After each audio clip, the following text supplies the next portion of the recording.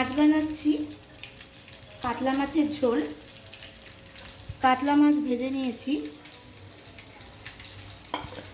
ফুলকপি আলুও ভেজে রেখে দিয়েছি। কড়াইতে তেল গরম হয়ে গেছে, পেঁয়াজটা দিয়ে দিচ্ছি।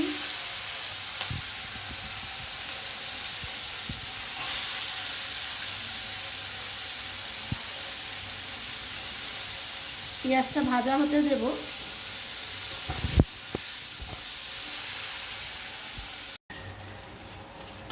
দেখুন, সঙ্গে একটু টমেটো দিয়েও টমেটোটাকে ভালো করে ভেজে নিয়েছি। টমেটোটা গলে গেছে। এবার আমি মশলাটা দিয়ে দিচ্ছি। এই মশলাটার মধ্যে আছে আদা, রসুন, জিরে বাটা, কাঁচা লঙ্কা বাটা, একটু হলুদ, আর হচ্ছে একটু কাশ্মীরি মির্চ দিয়ে ভালো করে আমি মশলাটাকে আমরা কষে নিচ্ছি। ফুলকপি আলু দিয়ে মশলাটাকে দিয়ে ভালো করে কষে দিচ্ছি। এবার জল দিয়ে দিচ্ছি।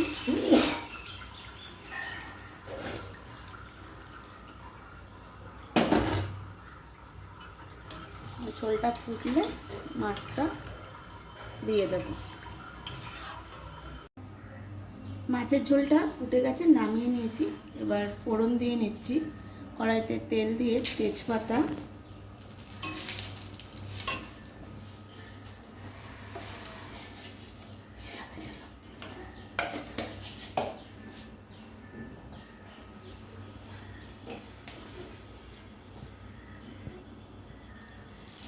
গোটা জিরে,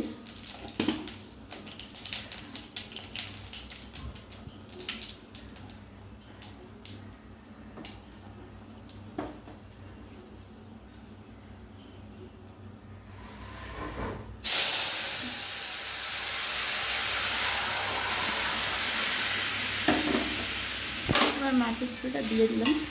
ফুটে গেলে নামিয়ে নেব। একটু ধনেপাতা দিচ্ছি।